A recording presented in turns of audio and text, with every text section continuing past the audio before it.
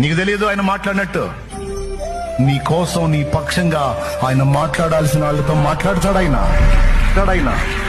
చేయాల్సిన విధంగా కార్యాలు చేస్తాడాయన. ఏం కంగారు పడాల్సిన అవసరంలా, నువ్వేం గందరగోళం అవ్వాల్సిన అవసరంలా. ఎవరితో మాట్లాడితే నీకు మేలు కలిగిద్దో, ఎవరితో మాట్లాడితే కార్యాలు జరుగుతాయో మాట్లాడాల్సిన వాళ్లతో ఆయనే మాట్లాడుతాడు.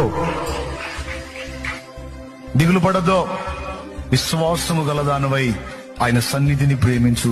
విశ్వాసము గలవాడవై ఆయన సన్నిధికి చేరి నీ బాధ, గోడు, వేదన అంతా చెప్పు చెప్పు చెప్పు. మనుషులకు చెబితే ఓసారి వింటారు, రెండోసారి చెబితే ఈ మనిషి కనబడితే మైండ్ తింటున్నాడు రా అనుకుంటారు.